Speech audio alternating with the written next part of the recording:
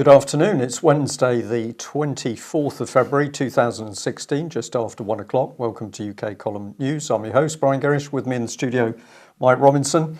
And we will be joined by live video, Skype link by Alex Thompson from Eastern Approaches. Of course, Alex, deep in Holland. That's pretty appropriate because I'm sure he's below sea level.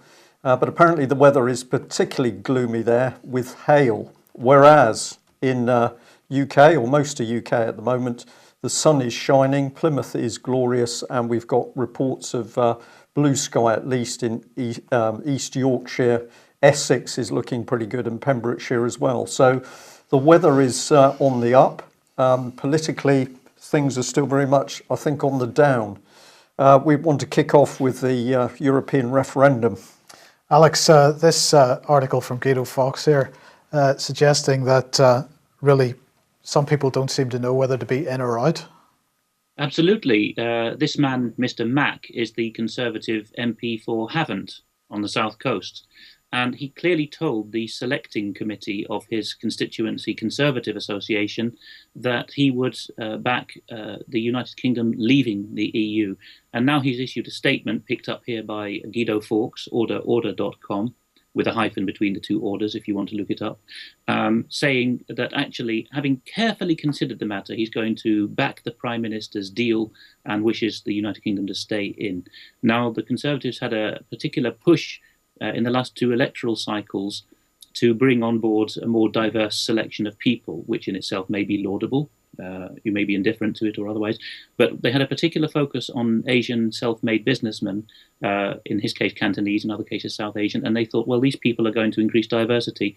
But you can see that whatever the colour of your skin, you're just as likely to be nobbled as any other category of person. So we've really got a fake diversity in Parliament. People will do as they're told by those who hold their purse strings. And the solution, of course, is to vote for a candidate who is not allied to any of the Deadwood parties. Yeah, so, well, the discussion over the referendum continues. And of course, yesterday we were going through the document which Cameron had presented to the debate. And one of the big issues that he had mentioned was that this agreement would be legally binding. It would create international law. Today we're seeing coverage that Michael Gove is contradicting David Cameron and saying that in fact there is no legal precedent in this whatsoever, and the deal could be overturned by the European Court of Justice. What's your take on this one? I have to say I'm with Mr. Gove. The headline in ITV News here is that PM's EU deal could be overturned by European Court of Justice, Michael Gove claims. And Mr. Gove is one of the constitutionally most informed people in the land. He's been Justice Secretary and served as one of the first commoners who's been in the Lord Chancellor's role. His civil service advice has been excellent and frank. There's no reason to doubt that. And I think he really has taken a decision of conscience on this, whatever you think of him as Education Secretary before that. I don't think there's any reason you can analyse for him to want to lie about this. The ECJ in Luxembourg has a long track record with its unelected people who are not even proper judges of striking down anything that smacks too much of national sovereignty. And the EU is a federal model like the US in that the Supreme Court, the ECJ in our model, does have final say over politicians. So don't believe Cameron. And someone's asking in the chat room, has the Prime Minister's deal been published yet? No, it still hasn't. Okay, well, you wanted to mention the Lithuanian president, and we will get the deal sooner or later. We will get the deal. Yes, you can see what a battle axe Dalia Grybauskaite is, the president of Lithuania. I know that she's a darling of Eurocrats and federalists because she's thought to be a lovely, frank lady who speaks her mind. Well, she certainly did this time. She told ITV News cameras as she went in, or lots of cameras, but ITV's picked it up, when she was asked, do you think that you'll see the EU deal fall apart tonight? No, no, no, she said. I think everyone will have their own drama, then we'll agree. And with a triumphal smile, she went into the building. I think she's telling the truth. She knew from the start that this was going to be pre-digested argy-bargy ending in an agreement. Presumably, Alex, the normal game will have been played, that there will have been a pre-meeting meeting in order to decide the outcome of this which is why she's so confident. Isn't that the tactic of the EU? Yes, and the poisonous thing about the EU is that this has filtered down to national level. We're now in the third generation of eurocracy from Britain's side, the fifth generation in France and Benelux and so on. And people who've been in this system then take that back to their own parliaments and their own governments. And you find in the civil service, I saw it myself as a British civil servant, that even down at junior level, people will nobble the two or three main players in a decision and pre-cook the arrangement before it goes to the table. So yes, that's exactly what happens. Well, what are the French saying about this? The French wording of this article, again by Les Echos, the French business paper, is Cameron obtient un statut spécial pour la Grande-Bretagne. So he's obtained a special status for the UK within the European Union. The trouble is, it hasn't been published. And Les Echos is forced to point out, although they would rather keep this under wraps, they do concede in this article that the main selling point of this supposed deal, I'll believe it when I see it, doesn't have any legal value. This main selling point being that ever closer union that Jean Monnet phrase from the 1950s doesn't apply to the United Kingdom. Well, even if it does have legal force, it's only going to apply to any future treaties. It's not going to apply retrospectively to the treaties of Amsterdam, Nice, Lisbon, and many others. So our treaty commitments and the current bureaucracy that are in place already force ever closer union, already force any decision made by governments to be reviewed by the ECJ, for example. So I'm afraid we're locked in unless we assert our sovereignty. Alex, Mike and I were talking about the EU referendum earlier on, and we were saying it's a very confused situation. We've got people changing their mind. We've got people you wouldn't think are against saying that they're against. What is your assessment of what's going on politically in Westminster at the moment? Is there genuine confusion, or is there some sort of psychological operation being played out here in order to confuse the British public, and then at the last moment it all swings to we must stay in? What do you think the situation is? I would say that because of the social and political backgrounds they're drawn from, most of the Labour and Liberal Democrat MPs, even those who are Eurosceptic, a minority of them, are well informed on the issues and the legal situation, because the movements that they join as cooperative members or whatever force them to look at these legal issues. On the Conservative side, and that's where most of the ifs and buts and doubters seem to be now, there genuinely is a whole generation of people of my age, 30s, who have come in straight from business or public administration, who genuinely do not have a clue until now forced to confront the issue by constituents' letters. They don't have a clue what the European Union is, that it has legal personality since 2009, that it can justify itself retrospectively at the Treaty of Amsterdam. These things are beyond their ken. And so I think a lot of them, now being written to by sane and sober constituents, have no easy, pat answers.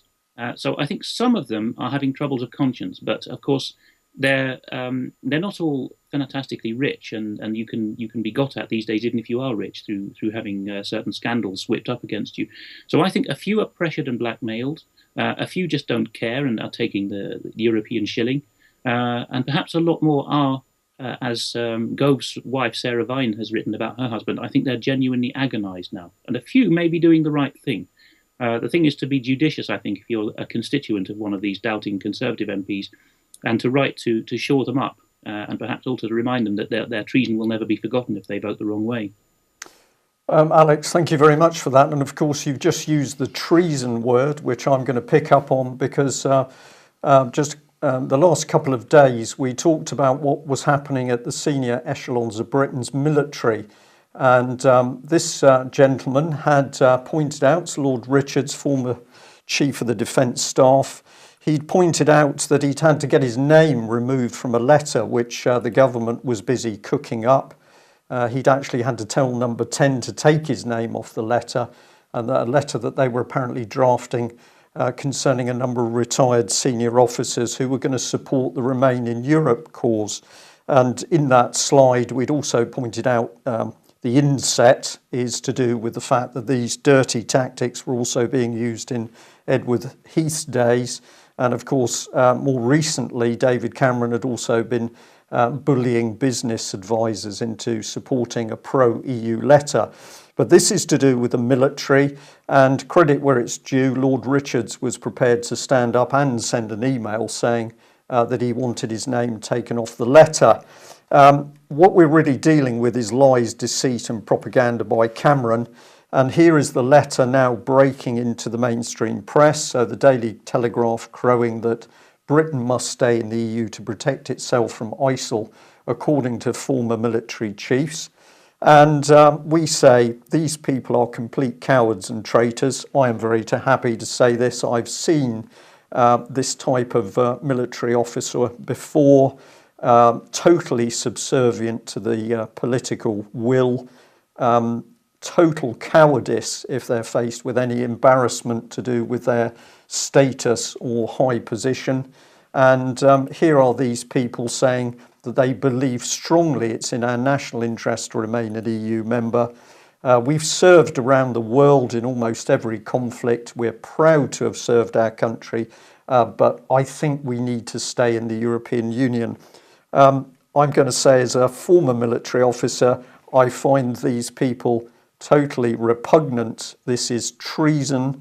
And as we'll see in a minute, these people are the very people that have betrayed Britain's military. I can't put all the names on screen. There's some 13 of them, but I thought we'd just have a look at some of them. We've got Jock Stirrup. We've got Mike Jackson. A lot of people, a lot of time for former General Mike Jackson. Michael Rose, here they all are now suddenly saying effectively we don't exist as a sovereign nation anymore. Admiral Michael Boyce, we'll come to him in a minute. And of course, it has only been the UK column that exposed the dirty backdoor meetings going on where senior British military officers were plotting to create this union with the French.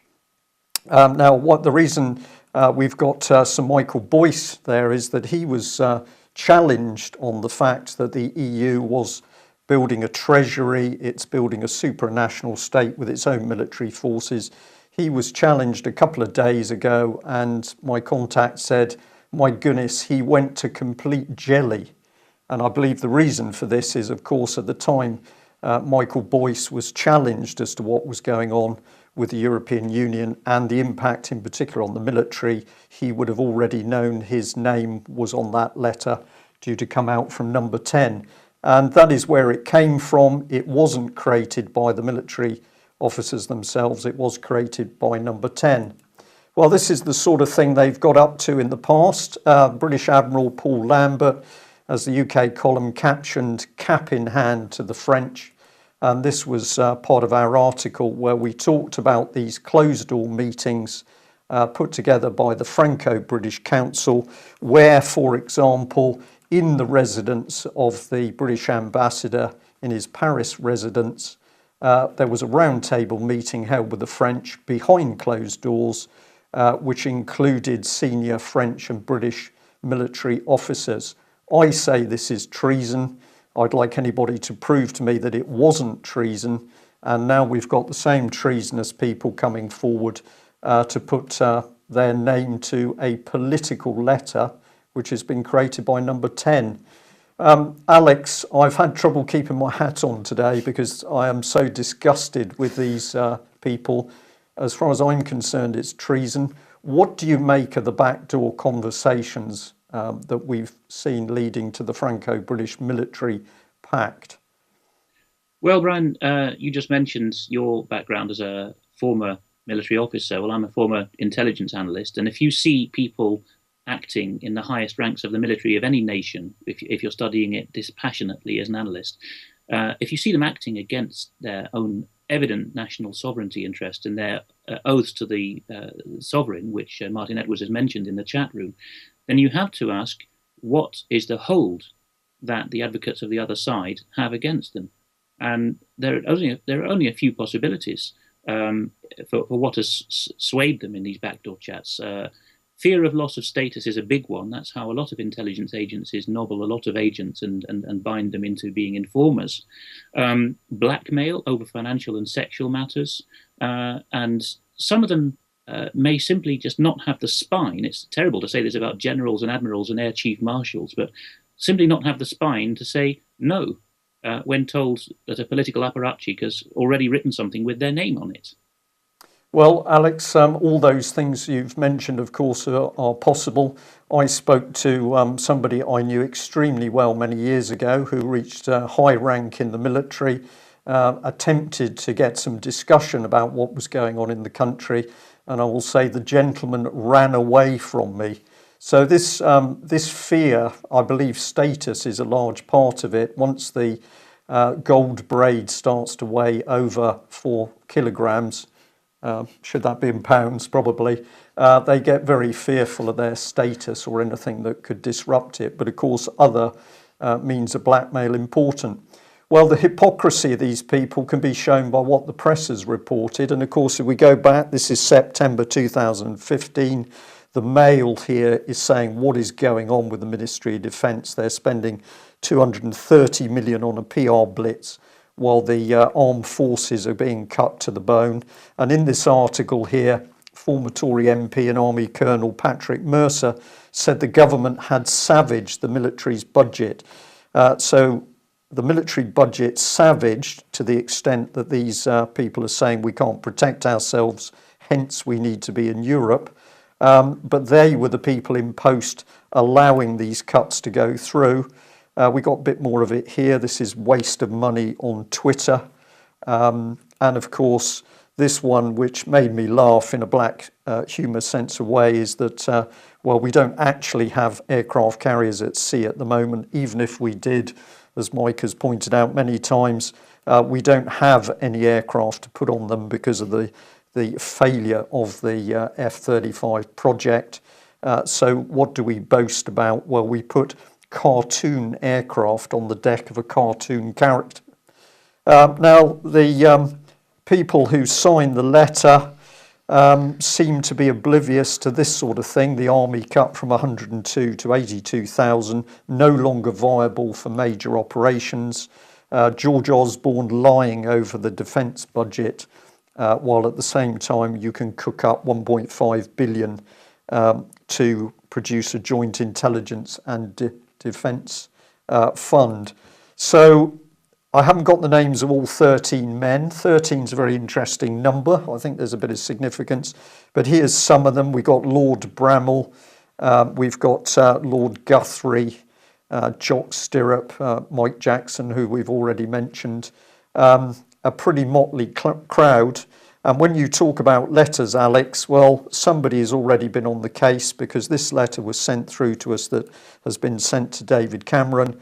It points out that if we've got between 3,000 and 5,000 battle-trained terrorists already inside Europe, what good is staying within the European Union and free borders? What's that going to do for us? But this gentleman, who's an ex-soldier, goes on to say, let's remember, of course, that it was French Exocet which hit Sheffield, leaving 20 dead, hit Atlantic Conveyor, 12 British dead, and Glamorgan, 13 British dead. And at the same time, it was the Belgians who were refusing to give us small arms ammunition during the Falklands War. But apparently, Admiral Michael Boyce is totally ignorant of these facts. If you look at the photograph, he's got his eyes closed, which I think is pretty significant. And Alex, before I hand you back, of course, in this Telegraph article is an embedded video. Here is our leader, David, our King Cameron. And what was a key part of his message? It was essentially that Mr. Putin is going to eat our children unless we stay in the European Union. We are seeing unbelievable propaganda spewing out of Westminster. These people must be desperate. Yes, Brian, they must be desperate because there is no way of believing them to sincerely hold what they're stating. All these 13 military signatories, yes, they've all had long intelligence reading careers and long careers of collaborating with partner nations within NATO. That's the key word, isn't it? NATO, not the EU. Which of the 13 can say that he has ever received a piece of intelligence through EU channels? None. The EU didn't have an intelligence agency until, by some reckonings, although these things have slow starts, but so by some reckonings, a few months ago. Terrorism and crime cooperation. Yes, there's all this wretched Europol, which we spoke about in recent programs, that's been set up in the last few years with a British director. But that hasn't got anything like the capacity of bilateral intelligence and criminal actionable intelligence sharing that we have with people around the world, including with people with nations that are not in the EU or indeed in NATO. So there's no way that there's any kind of justifiable background for what's being written about the EU. It has got to be either wishful thinking or being duped or forced into signing. Well, Alex, just to reinforce the point that you've made, of course, with all of the intelligence material passed around, it was joint material with the Americans, which always had precedence. That was the most reliable information. I know there'll be some people questioning this, but we're just talking about the world as it was. We're not going to get into deeper things, just basic facts. While the Cold War was on, of course, it was the work with the Americans that was most important. And then there was a hierarchy for that intelligence material where many European countries were fed tidbits because they simply were not to be trusted. And it's very interesting to think that actually the bond between the Commonwealth countries existed within the NATO organisation. And as far as I remember, other countries were peripheral to that. So your point that what has Europe ever achieved as a collection of countries, I think is spot on. Yes, and I see that Linda in the chat room has pointed out that her local chief constable in North Wales, when challenged about charging people with treason for this kind of nonsensical statement, replied as a chief constable, that's outside my competence, charging someone with treason. Well, he might be away with the fairies believing that, but thank God we live in a common law jurisdiction and anyone can charge a treasonous public official with treason. Indeed, and or misprision of treason. I'll just say that I was sent a really excellent email this morning. I wasn't able to process it in time for the news, but essentially it was saying that as a result of an individual member of the public reporting treason at their local police station, they had a visit by what they described was a goon, a particularly ignorant and unpleasant police constable, who was more or less saying that, well, it wasn't outside his pay grade, it was outside his intelligence grade. My quick email response was, well, this shows you how frightened the more senior people are because they can't risk putting an intelligent officer on the case because, of course, it would all come unravelled so quickly. But people writing to their MPs and emailing does make a difference. It made a difference with the Syria vote, the bombing Syria vote, both times, I believe. And perhaps we should also be encouraging people to do it as this EU referendum looms. Before we sort of leave the immediate subject of referendums, we've just mentioned NATO. That was the point, so I wanted to come to. There's been reports that Turkey has been or is about to be suspended from NATO. Now, this is a Facebook page that's been set up, but I believe that the American organisation Veterans Today is actually stating that Turkey has been suspended because apparently the alliance is so uncertain as to the actions of the Turkish Prime Minister. I don't know whether you can help us at all with this one, Alex.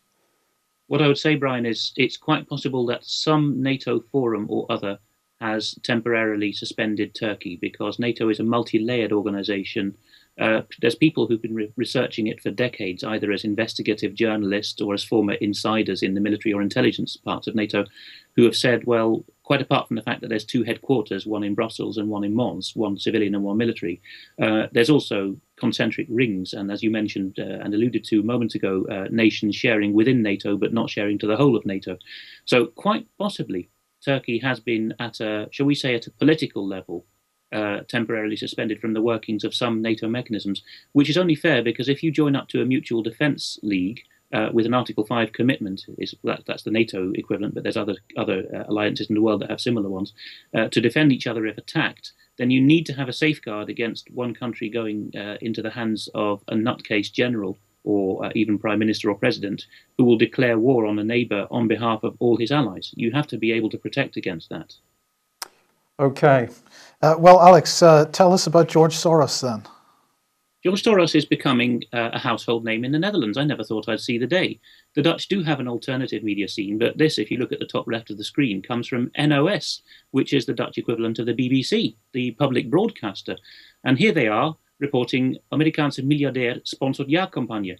American billionaire is sponsoring the yes campaign on the Ukraine referendum. And as if you'll recall from previous appearances of mine, this is to do with a constitutionally required but not legally binding referendum that the Dutch are being asked to vote on in April regarding whether the EU's association agreement with Ukraine should be approved. You'll recall that the last time the EU signed one with Ukraine, it ended with riots and a coup. And now the Dutch are putting this to the electorate in a non-binding, indicative referendum. One would have thought that the Dutch media would cover up this foreign funding again, but things do seem to be changing. And as I've alluded to in the case of Britain, younger journalists don't seem to be as timid as some of their older colleagues. And they are reporting, even in mainstream publicly funded channels, that there's this gentleman called Soros. This is another example of it. And if we just take one quote out of this one, Soros was convicted of insider dealing in 2002 and lost his final appeal in 2011. He has invested part of his $22 billion family capital in Eastern Europe via the hedge fund Quantum Group. And that's exactly why this gentleman is so interested in your yes vote. How would military interference in a conflict with Russia, something which Soros is also urging besides, deliver any stability? And this isn't just from any old paper. This is from Reformatorisch Dagblad, which is the serious Protestant paper, which until very, very recently has been telling its readers that they must never support anti-EU parties because although they're a conservative Christian newspaper, you're supposed to vote for European Union in the interest of international peace. Well, all of a sudden, I think the lid's been blown off that, and even a lot of conservative Protestants, conservative Roman Catholic, conservative Jewish journalists in the Netherlands who in the past would tell their readers we must be involved in any international organization going, are now actually having a big long think about this. So Soros is definitely not enamored of the Dutch people, and vice versa, I think. The Dutch do jealously guard their independence. You might think of them as the archetypal internationalist country, but no, they're very proud of how they won their independence before America, a long time before America, on a point of principle against overwhelming odds. And there's still some of that spirit left in the Netherlands. Well, in the meantime, then, with Cameron claiming that his latest deal is going to be written into international law, Norway seems to be suggesting they will suspend international law under certain circumstances. Yes, and again, this is from a very serious national institution newspaper, the Berlingske Tidende, which is perhaps the greatest newspaper in Denmark, and they're reporting on something that's too sensitive for either of their neighbours to cover, although it concerns the two neighbours, Sweden and Norway. Norway has realised, not being in the EU, or Schengen, but it is in NATO, which Sweden isn't. So that there's kind of opposition going on there. Sweden is in the EU and Schengen, but not in NATO, and Norway is in NATO, but not in the EU or Schengen. Sorry, it is in Schengen, but not in the EU. They've realised that there's going to be a mass exodus of whatever these migrants are out of Sweden if the Swedish state collapses and isn't able to deal with them. And the very idea that Norway should admit openly to having contingency plans for the collapse of a Nordic neighbour would have been, I find myself saying this a lot, but I can't see any other way to say it. It would have been unthinkable until a couple of years ago. And all of a sudden, a Danish broadsheet is saying, yes, the Norwegians have these plans. One of the subheadings in that article is Sverige kan kollaps. So Sweden could collapse. Can I just ask a question, if I may, Alex? In simple terms, what is the main driving force for that collapse? We obviously in this country we see almost no reporting on internal Swedish politics. What would be bringing Sweden to a point of collapse? I'd recommend that people read Breitbart's news coverage on this, particularly Oliver Lane's coverage. But in a nutshell, they and the Norwegians, to a lesser extent, have a problem of mandarins in the national government who sincerely believe that their country should be thrown open to the whole world and that there should be mixing of cultures to the point where there is no identifiable culture and everyone is then poor and beholden to the government and to world government, in fact. So it's a self-inflicted catastrophe, and often it's blamed on the EU, but Sweden has every exemption going, like Britain does. It's not part of the euro. There's no need for it to have joined Schengen. They did so voluntarily. And even within Schengen, the Danes are in Schengen too, but the migrants crossing the Danish territory on the way to Sweden aren't eligible in some cases for asylum in Denmark, but they know they will be in Sweden. So you have to look for the answer in national bureaucracies. Okay, thank you. So what's going on here, Alex? Moldova rising against corruption. Is this another coloured revolution type thing going on? But Foreign Policy magazine here suggesting that that doesn't mean they're going to immediately come over to the West. I think there's definitely been an interest in cooking up a colour revolution in Moldova because it's sandwiched between Romania and Ukraine. So between an existing EU member to which it has close ethnic ties and Ukraine, which, as we all know, is the bone of contention between the West and Russia. Now, the point about it is that Foreign Policy magazine is part of the Washington establishment, a very internationalist organ. But they're having to ask themselves, frankly now, what does it entail if a small Eastern European country has protests against corruption, because corruption is endemic in all those countries.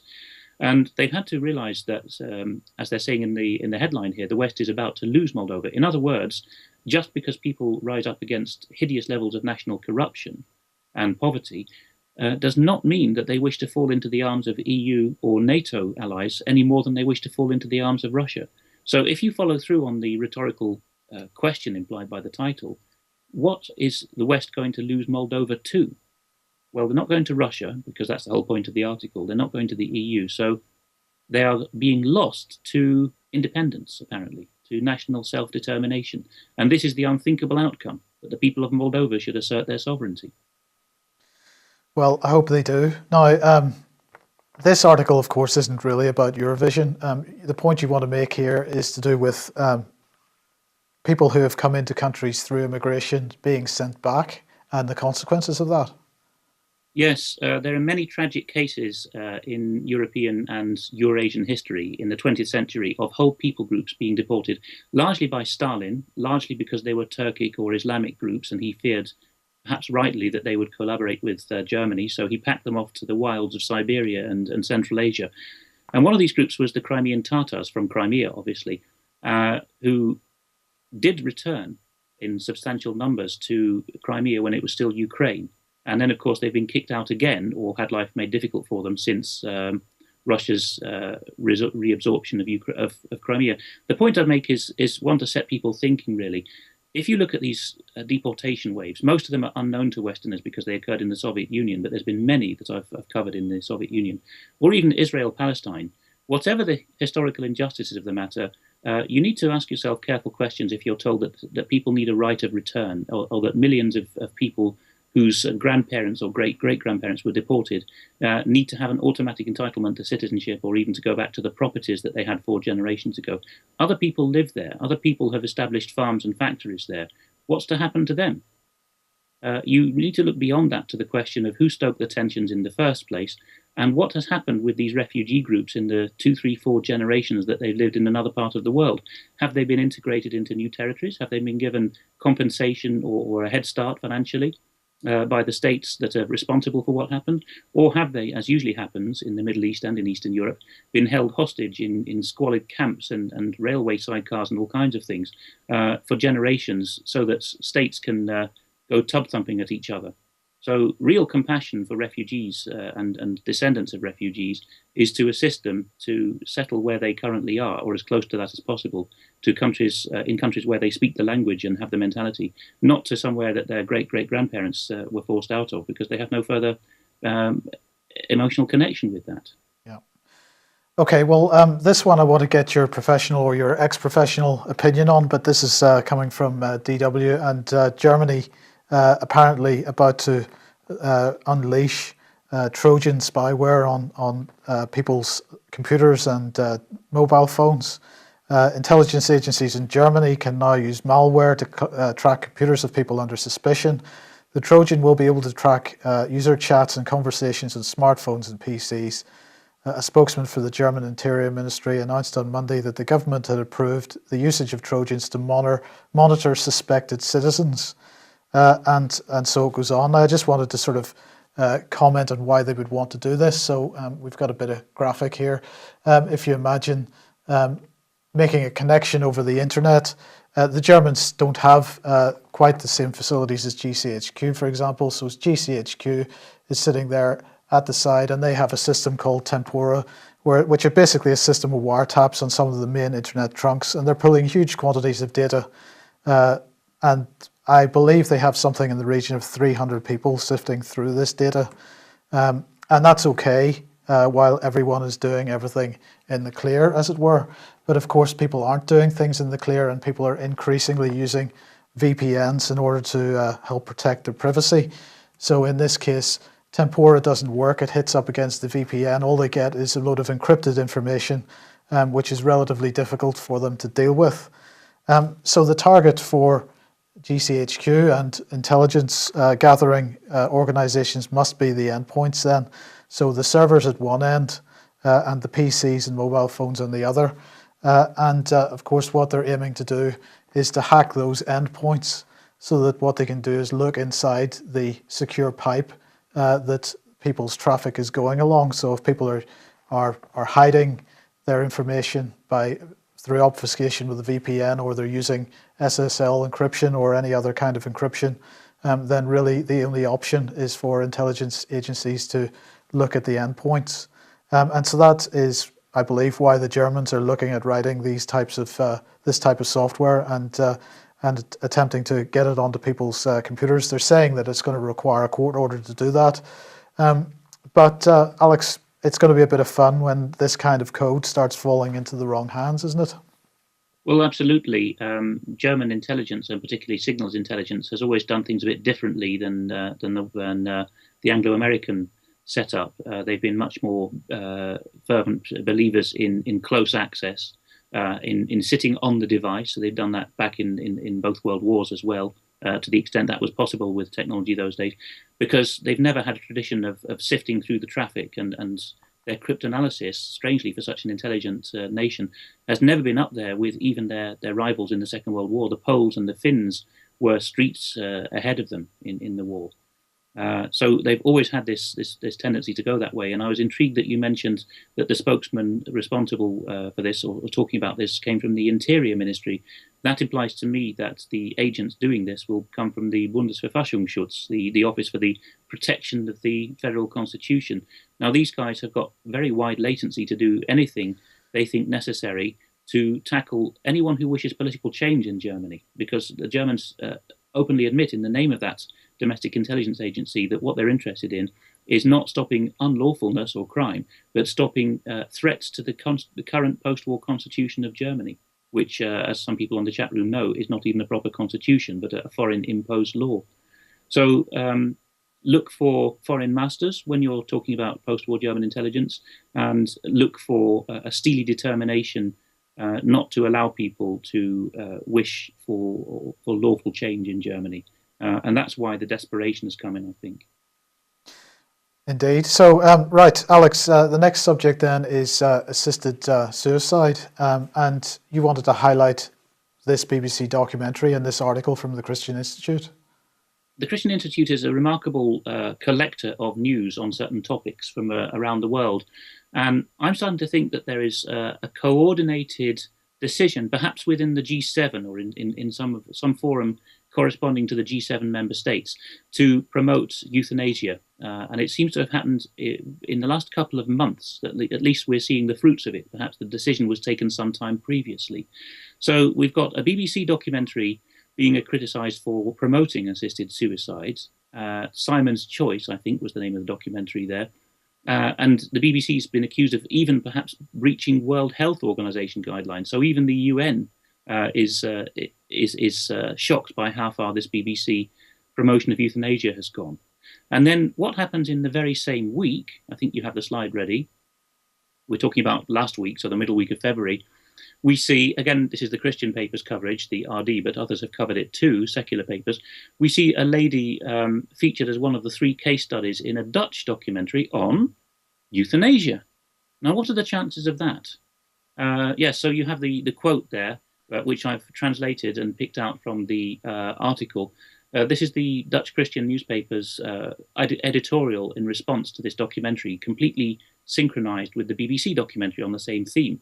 It says, anyone who watched the program will have felt how Honey, the lady who we see die, was pressured to abide by the living will that she once signed. And I'll add in parentheses here, her own GP said, I'm not working on the basis that she wants to die. I'm not having anything to do with that because she's never told me she wants to die.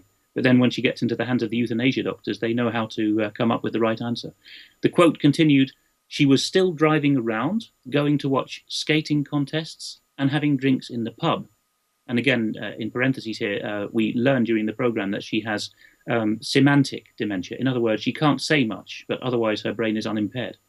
But, says the paper, her husband had made clear he was not planning to visit her if she ever ended up in a care home.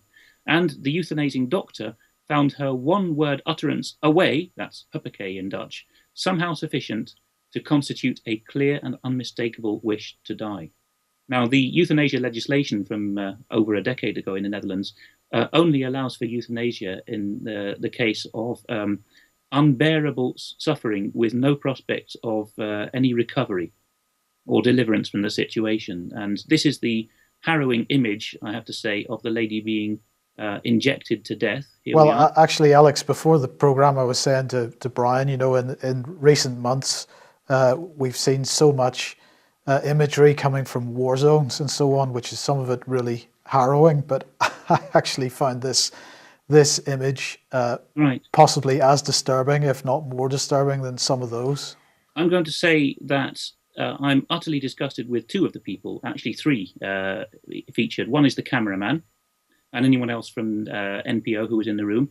2 is the doctor for, well, you can gain something from his facial expression here, but certainly if you watch the documentary, you'll see that he says things after she dies like, oh, well, that one went pleasantly enough. She didn't rasp and snore like some of my patients when I inject them to death.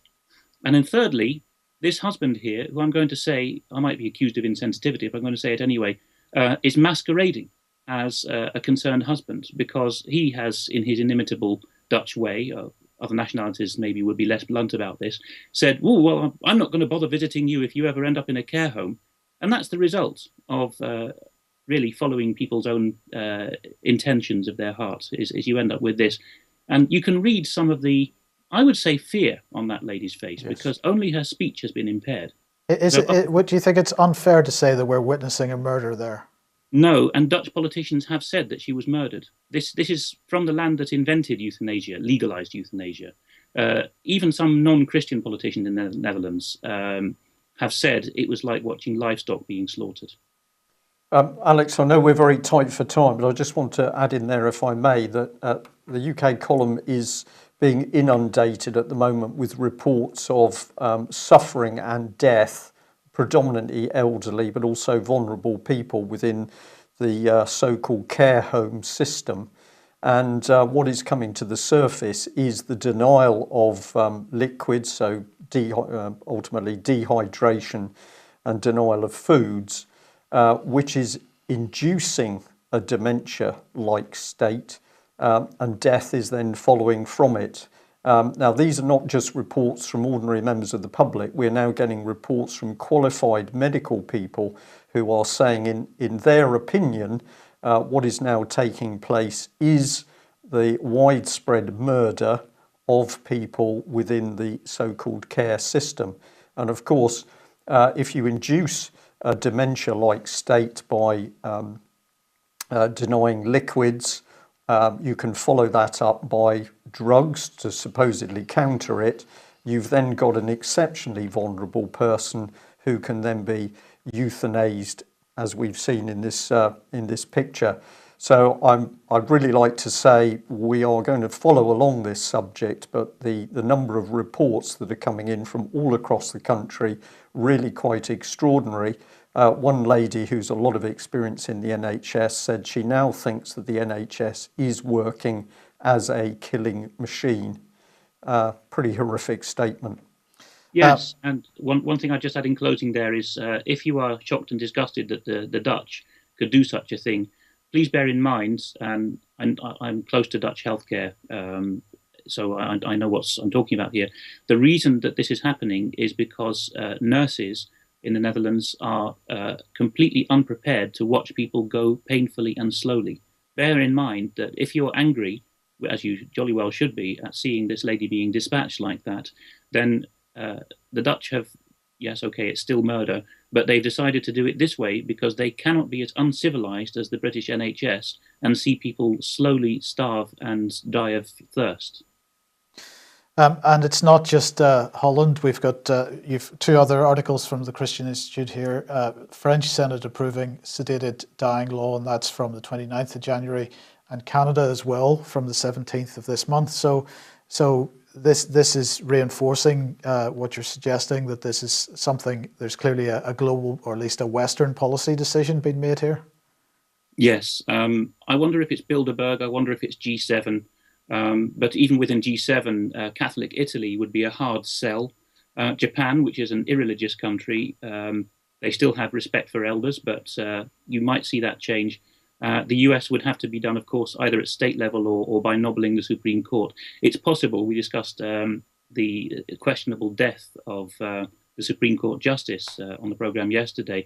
It's possible that the Supreme Court is going to have one of these pre-cooked legal challenges for a right to die or assisted dying very soon, and that might be one of the reasons why they didn't want the old gentleman Scalia in the way. Okay, change the subject then. So anti-drug vigilantes facing off against Burmese security. Now, of course, heroin is becoming an increasing problem in the world at the moment. And in the United States, many places have an absolute heroin epidemic. And for the first time, it's not restricted to the black communities. It's middle-class white communities as well in the United States. And the suicide rate going through the roof as a result. So tell us a bit about what's going on in Burma, in the poppy fields. People might not be aware that Burma is ethnically diverse, and of the 14 provinces, only 7 are ethnic Burmese. In the east of the country, you've got the Karens and the Shan and other groups, and not only are they hill tribes, distinct from the Burmese, but they're also largely Protestant Christian because of former missionary activity. And a bunch of Baptists here have formed, well, they're described here as vigilantes. That's a very coloured term to use. I would call them a protest movement, but they also put their bodies in the way to block the security forces. And they have rather tellingly pointed out that Western NGOs have come to them and preached to these people who don't really need much preaching at. Here it is. So we have the Telegraph quoting here 2 rather admirable aid workers. One says, this group, Pat Jasan, has stepped into the anti-drugs battle out of frustration about the role of Burmese forces. Quote, they are a courageous group of people who have non-violently taken matters into their own hands after being fed up with the authorities' lack of fulfilling their responsibilities on drug issues and authorities allegedly collaborating with the drug producers and distributors, end of quote. And another person says, I think this is another aid worker, the poppy growers are not just poor helpless farmers, they are part of a larger dynamic of a drug lord warlord with close ties to the central government and the Myanmar army. Now, which side is the United States and the EU on?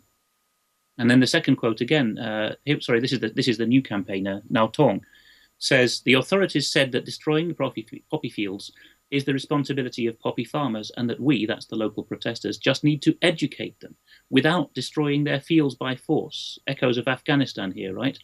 And end of quote by the campaigner Ngao Tong. We've educated the locals for about 2 years, but they are still planting poppies and still producing opium. Now, it's not the Burmese who are buying this stuff, is it?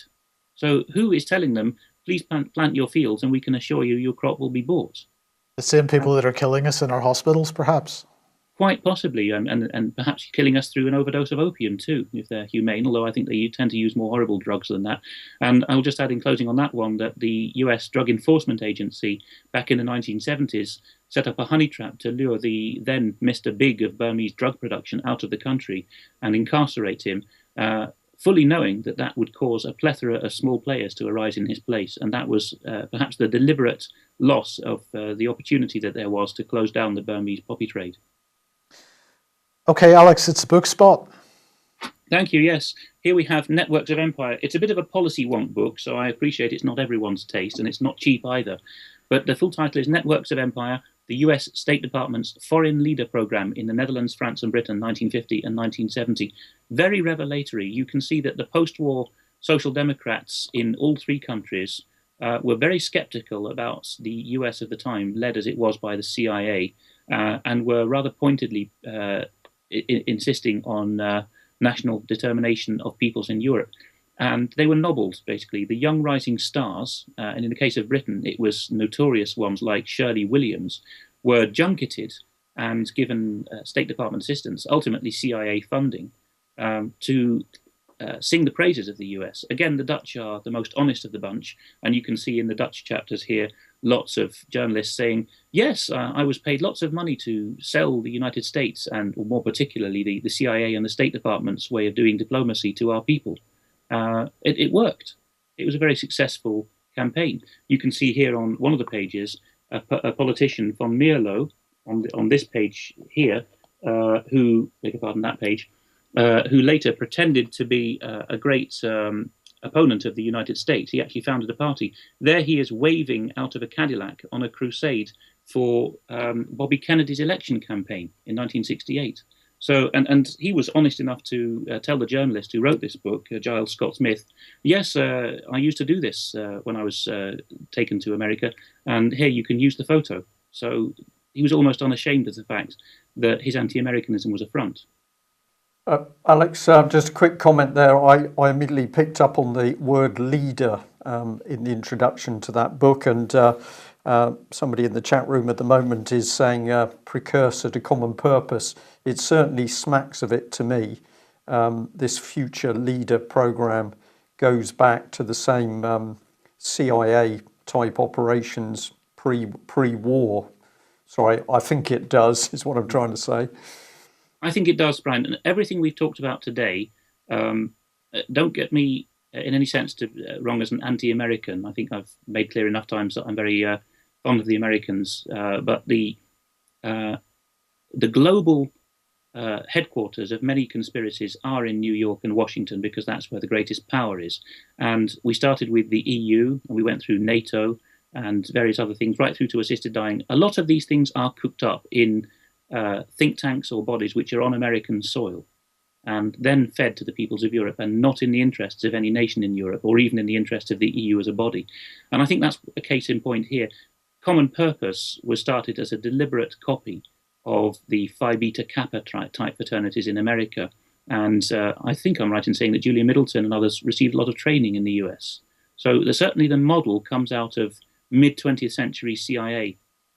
Yeah, well, of course, Julia Middleton boasted in her book Beyond Authority that she got the idea from Common Purpose while she was in America, and then brought it over to UK, where she just happened to be given a mere £500,000 by banks. Okay, well, that's the end of today's news. Alex, thank you very much for joining us. Excellent analysis as always. Hope the weather improves in Holland, or you remember to switch the pumps on. For everybody else, thank you very much for joining UK Column. And I'd like to say a special thank you to Theo. We've had some additional help in the studio today. So Theo has been buried behind the techno equipment. And thanks for that. We'll be back at the same time tomorrow. Bye-bye. Good. I'll just say thanks to Merit here.